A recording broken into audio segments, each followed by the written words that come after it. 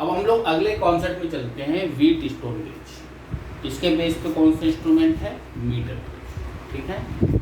Wheat stone bridge का मतलब हमने आपको रेजिस्टेंस में भी बताया था कि अगर अपने पास 4 रेजिस्टेंस हैं, ठीक है ना, ये 4 रेजिस्टेंस हैं और इस तरीके से अरेंजमेंट है,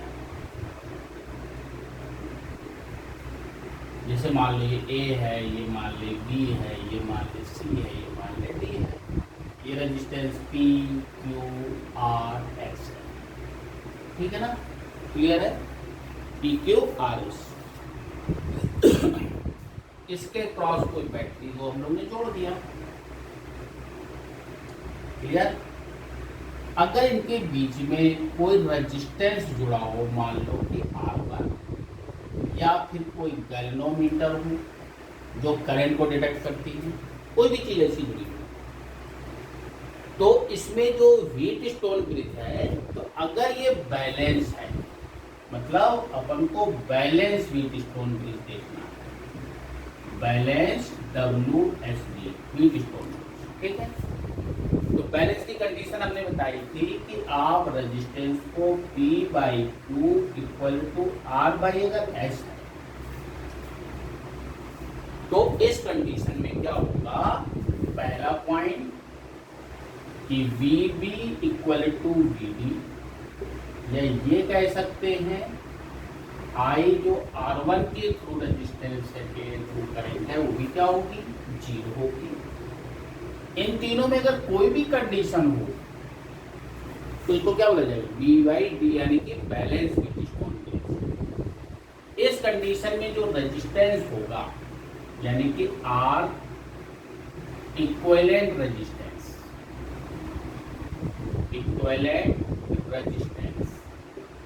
अपन को निकालना है।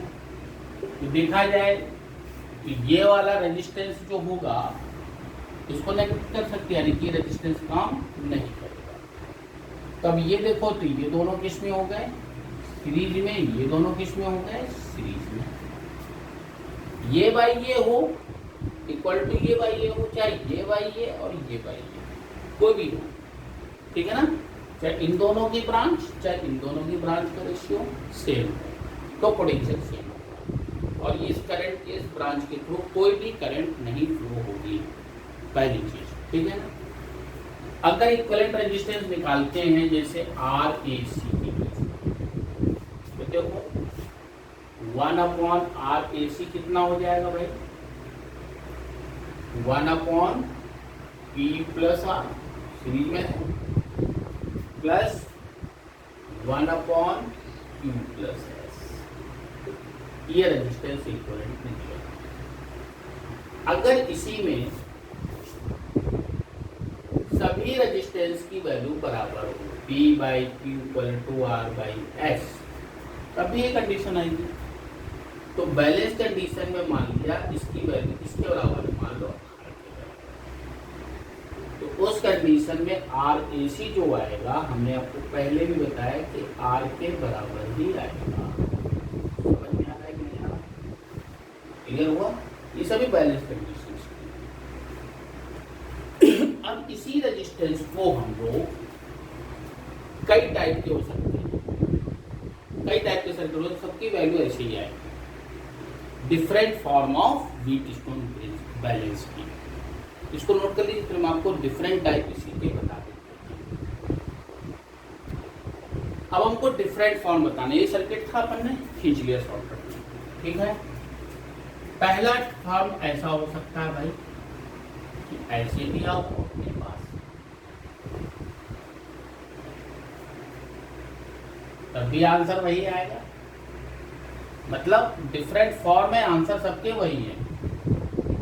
इसको हम लोगों ने x मान लिया अपन ने, P, इसको R, इसको Q, इसको S, ये पॉइंट है C, D, D को ऐसे भी लिख सकते हैं इसको। ठीक है। दूसरा फॉर्म हो सकता है इस तरीके,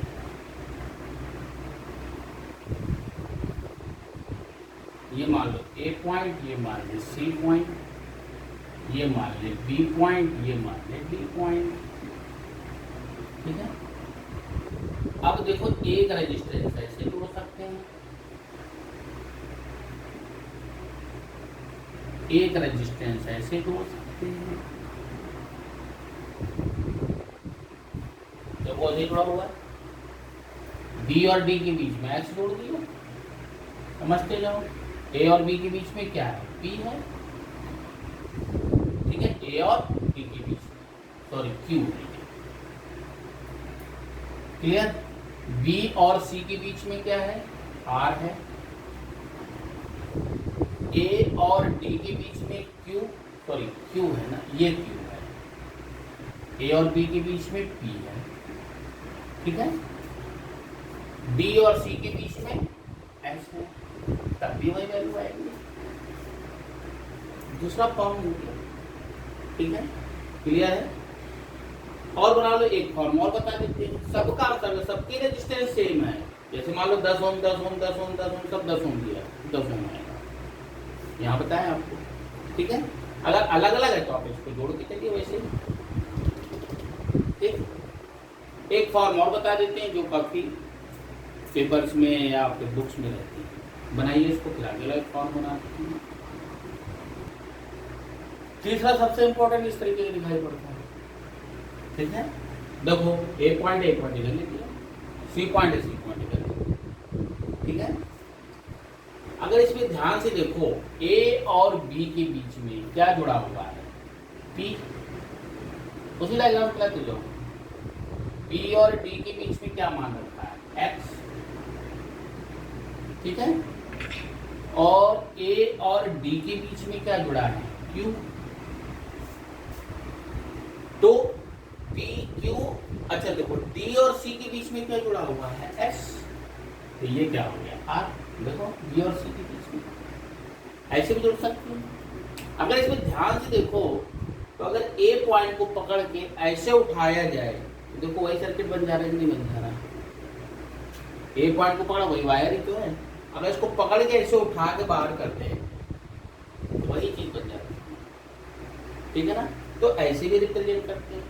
अगर सबकी वैल्यू आर है, इक्वल है, तो हम लोग डायरेक्ट निकाल सकते हैं। ठीक है ना, ये आपको डिफरेंट फॉर्म बताए। बेसिकली 3 होते हैं, एक चौथा भी ऐसे बना होता है, कहीं कहीं भाई तक एक्स वाले को रिमूव कर सकते हैं, कहीं कहीं ऐसे भी बना होता है।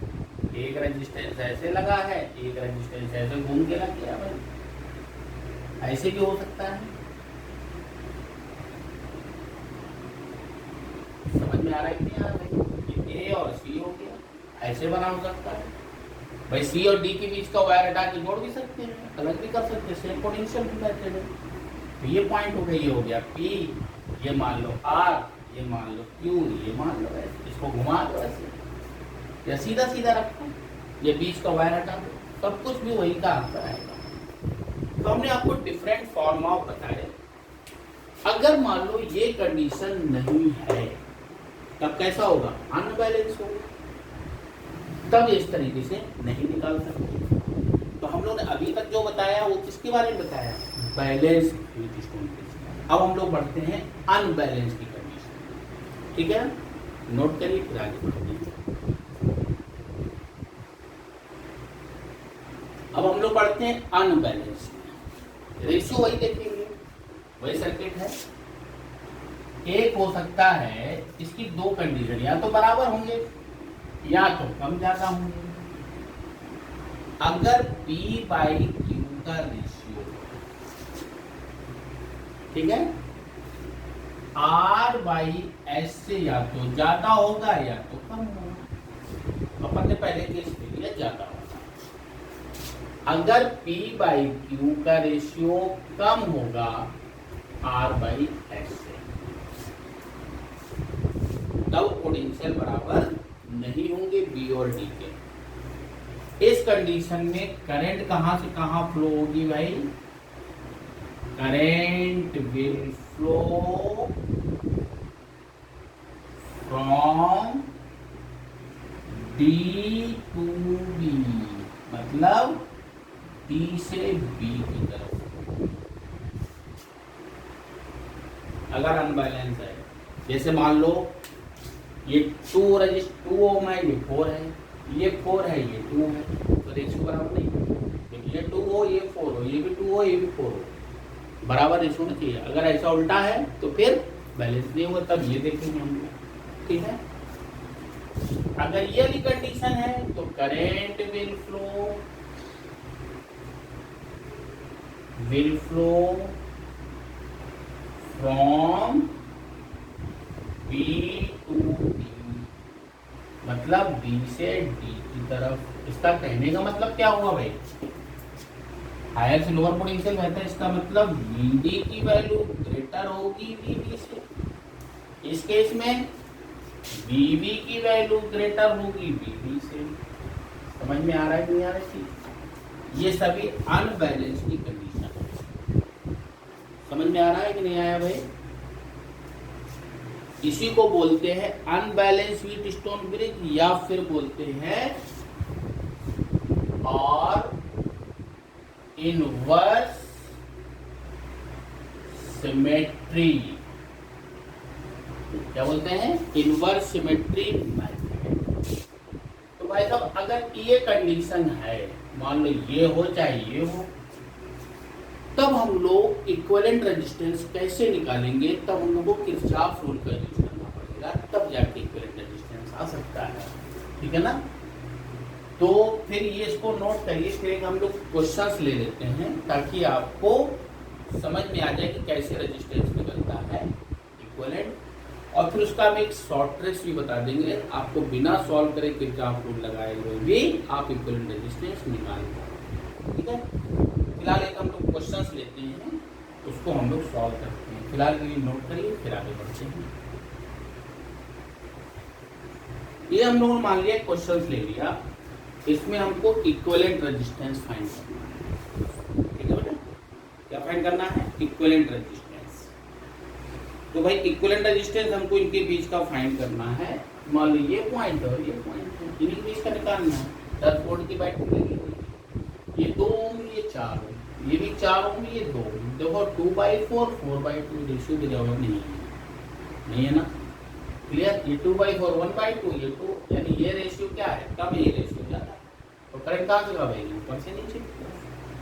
तो हम लोगों ने सबसे पहले माना कि यहाँ से करंट कितनी जा रही है? I, जिसको कितनी मिलनी चाहिए? I मिलनी चाहिए वापस। अब ये करंट यहाँ पे जाके 2 पार्ट में बटेगी। इसमें मान लिया कितनी करंट जा रही है? I1, और इसमें करंट जाएगी फिर कितनी? I minus I। ठीक है, क्लियर? अगर इसमें I1 करंट जा रही है तो इसमें भी I1 करंट ही जाएगी। ये थोड़ा सा सिमेट्रिकल है, समझ में आया? इसमें जितनी करंट होगी वही करंट इसमें होगी, यानी कि I माइनस I। यहां तक समझ में आया? क्लियर है? अब अगर इस जंक्शन पे देखो, मान लो ये B पॉइंट है, ये D पॉइंट है, तो इसमें करंट निकालना है। देखो यहाँ कितनी आ रही है? I1, और इसमें जा रही है I माइनस I1, तो इसमें कितनी जाएगी? देखो इसमें मान लेते हैं I डैश, कितनी मान लेते हैं? I dash. तो I डैश की वैल्यू कितनी होगी? देखा जाए इसमें ध्यान से, तो I1 माइनस I1 तो कितना हो जाएगा?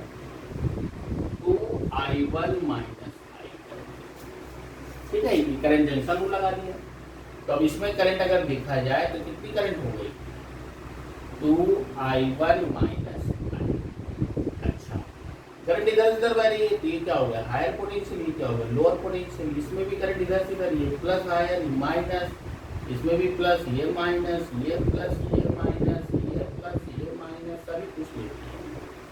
ठीक है, समझ में आया कि नहीं आया बेटा? ध्यान से वीडियो समझना, एक एक स्टेप किया हम लोगों ने। इक्विवेलेंट रेजिस्टेंस निकालना मतलब अगर ये A पॉइंट है, ये C पॉइंट है, ये D पॉइंट है, तो हमको निकालना है RAC की वैल्यू कितनी आएगी इक्विवेलेंट रेजिस्टेंस। अब इसमें अगर ध्यान से देखो, हमको बेसिकली I और I1 निकालना है। हम लोग एक लूप इसको मान लें, मान लो एक लूप हम लोग ने ये ले लिया। ठीक, अब तो चलो दूसरा लूप ये ले ले, तो इसमें सेल तो लगा ही नहीं है, इसलिए एक सेल वाला लूप मान लो ये दूसरा लूप मान लिया, लूप माना 2। तो यहां से यहां अगर जाएंगे तो इसको मान लिया दूसरा लूप। क्लियर? यहां से यहां गए, यहां से यहां गए, यहां से। अब इसमें ऐसे अब इसको इक्वेशन बना लो और इसको सॉल्व करना है। वही प्लस माइनस वाला ध्यान रखना है, ठीक है ना? तो पहला लगाते हैं फॉर लूप 1 इसके लिए लूप 1, ठीक है? क्या आएगा फॉर्मूला? देखो भाई, प्लस से माइनस की तरफ जा रहे हैं, ठीक है? तो कितना हो जाएगा? 2i1 plus 2i1 minus i, sorry 2i1 minus 4i minus i1 into. देखो ध्यान से, मान लो अपन इधर से ही चले हैं, ऐसे भी घूम के चले जा सकते हैं। करंट की डायरेक्शन में माइनस, इधर करंट के अपोजिट प्लस, इधर करंट के अपोजिट प्लस। अभी आ गए, इक्वेशन बना लो इसको सॉल्व करके। तो क्या बनेगी भाई साहब equation? 2i1 plus 4i1 minus 2i minus 4i plus 4i equal to 0। इसको सॉल्व करेंगे, i1 वाले को जोड़ दो, 2 4 और 4 10i1, ठीक है? इक्वल टू माइनस ये 4i ये 6i यानी कि 6i इक्वल टू 0। तो i1 की वैल्यू कितनी आ गई भाई? 6/10i1। ये अपने को वैल्यू मिली पहली। ध्यान से समझ में आया कि नहीं आया? 6i/10। अब दूसरा लूप लगा लो। एक आपको सॉल्व करके इसलिए दिखा रहे कैसे सॉल्व करना है, इसका आपको भूल मत जाना। दूसरा लूप बनाएंगे भाई साहब, कौन सा लूप? ये वाला नीचे, ठीक है? तो क्या आएगा भाई? फिर ऐसे ही जाओ वापस, तो कितना आएगा? 4i minus i1 plus 2i1, ऐसे जा रहे हैं हम, है ना? माइनस, तो माइनस 10 इक्वल टू। देखो कैसे गए हम लोग, ध्यान से समझना। यहां से चले, ऐसे लोअर जा रहे हैं, माइनस 10। यहां देखो करंट के अपोजिट जा रहे हैं, 2i1 प्लस का। यहाँ भी करंट के अपोजिट 4i माइनस, वही क्वेश्चन बन गई। अब इसको सॉल्व कर लो भाई, जब कितना आ रहा है तो कितना आ जाएगा भाई? 4i minus 4i1 plus 2i1 minus 10 equal to 0। इसमें जोड़ दें 4i minus 2i1 minus 10 equal to 0, ठीक है? क्लियर है? तो 4i माइनस 2i1 की जगह रखें यहाँ पे 6/10i माइनस 10 इक्वल टू 0। तो कितना आ जाएगा भाई? 4i minus 12i upon 10 equal to 10। Multiply कर दें, एलसीएम लेते हैं तो 40i minus 12i equal to 100 ऊपर लेते हैं। सॉल्व करके देखना अपना बेटा, कोई बड़ी बात नहीं है, ठीक है? तो अब इसमें डिवाइड करेंगे तो कितना होगा ये? 38i इक्वल टू 100 होगा ये 38, नहीं 40 माइनस 1 28 होगा ना। इससे i की वैल्यू कितनी आ जाएगी? देखो 100 अपॉन 28 या फिर 50 अपॉन 14 या फिर 25/7 है। यहां से देखो आई की वैल्यू अपने को मिल गई। ठीक है, क्लियर है कि नहीं क्लियर है भाई? समझ में आया कि नहीं आया? मैं तो सॉल्व करके देखना अपने हिसाब से, कोई दिक्कत बात।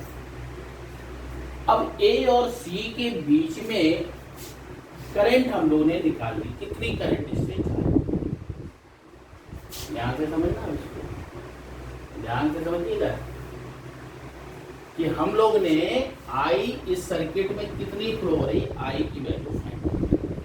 अच्छा, V इक्वल टू क्या होता है, आई आर होता है कि नहीं होता है? होता है। अब इसमें हमको R का मतलब क्या हो गया, R इक्वलेंट। तो अगर R इक्वलेंट निकालेंगे तो क्या आएगा, I अपॉन V। I की वैल्यू कितनी निकली हुई अपने पास, 25/7 अपॉन 10 वोल्ट की बैटरी लगा रखी है। समझ में आ रहा है कि नहीं आ रहा बेटा?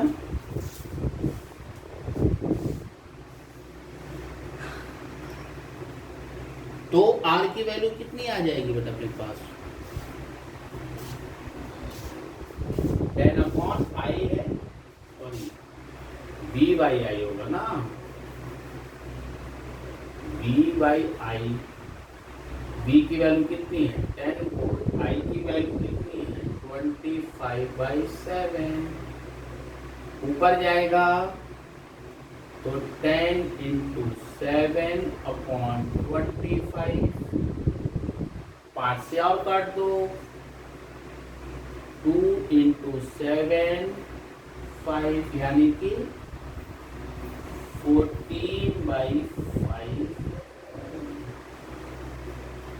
ये R इक्विवेलेंट आएगा। पूरा करके देखिएगा, ऐसी कोई बड़ी बात नहीं है और कोई प्रॉब्लम इसमें नहीं आएगी। पूरा क्वेश्चन आपको सॉल्व किया है, ठीक है। नोट करिए, फिर हम आपको एक ट्रिक्स बताते हैं इस क्वेश्चन को विद इन सेकंड कैसे सॉल्व करें। नोट करिए, देखिए हम लोग ने इस क्वेश्चन को इतने लंबे समय में सॉल्व किया। सब्जेक्टिव तो ऐसे ही सॉल्व करना है, ठीक है। लेकिन अगर इसी क्वेश्चन को ऑब्जेक्टिव में आ जाए तो हमको विद इन सेकंड कैसे सॉल्व करना है, ये आप लोग देखिए। जैसे मान लो ट्रिक्स ही कह सकते हैं या फिर शॉर्ट कह सकते हैं, जो भी समझो आप। जैसे मान लो अपने पास ये 4 रेजिस्टेंस दिए हैं, ठीक है। ये मान लिया R है, ठीक है। ये रेजिस्टेंस मान लिया कितना है NR, देखो 2 और 4। यहाँ पर रेजिस्टेंस देखेंगे तो कितना होगा NR 4 है, इधर पर रेजिस्टेंस कितना है R है। तो पहले बैलेंस है नहीं, इनके बीच में हमको इक्विवेलेंट निकालना है। बीच में रेजिस्टेंस मान लिया कितना है 2 दिया है, यानी कि R। इस तरीके से दिया हुआ है कोई भी सर्किट, इसका हमको इक्विवेलेंट निकालना है। समझ में आ रहा है? हो सकता है 2 अच्छा है, वो ऐसा भी हो सकता है। n की वैल्यू ध्यान देना, इस केस में जो R इक्विवेलेंट होगा, n मतलब निकाल लोगे ना भाई, 2 2 जब 4 है, 3 है, 2 भी है। इसका जो फार्मूला आएगा 3n+1, ध्यान रखिएगा, divided by n+3 into R। ये रिलेशन लगा दोगे तो अपने आप आंसर आ जाएगा। इसी का भी वो भी ऐसा क्वेश्चन होगा, निकल आएगा। लेकिन ये शॉर्टकट से ऑब्जेक्टिव के लिए है, सब्जेक्टिव के लिए नहीं है। अब इसी में अगर देखें, इसी क्वेश्चंस में n की वैल्यू कितनी है 2 है, R की वैल्यू कितनी है 2 है। रखो R इक्विवेलेंट कितना आ जाएगा भाई 3 इंटू 2 + 1 अपॉन 2 + 1 इंटू R कितना है 2, रख दो।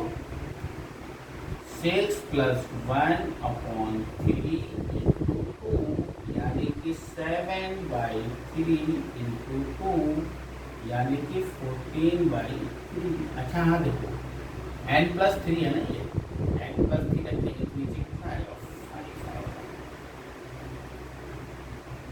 तो आगे डायरेक्ट भाई। समझ में आया कि नहीं आया भाई? तो ये ट्रिक के हिसाब से भी सॉल्व कर सकते हैं और ओरिजिनल भी कर सकते हैं, लेकिन आपको ये वैल्यू निकालना आना चाहिए, नहीं तो फिर लगाने का कोई मतलब नहीं है। बहुत इंपॉर्टेंट है ये आपको लगाने के लिए, ताकि आप ऑब्जेक्टिव क्वेश्चन को सॉल्व कर सकें। ठीक है, तो ये पूरा व्हीटस्टोन ब्रिज का था, जिसके बेस पे अनबैलेंस का भी क्वेश्चन कराया। इसके बेस पे इंस्ट्रूमेंट होता है मीटर ब्रिज। क्या होता है? Meter bridge. उसके बारे में अगली बार डिस्कशन करेंगे और उसके बेस पर कुछ क्वेश्चन भी सॉल्व कराएंगे, वो अगली। तब तक के लिए थैंक यू।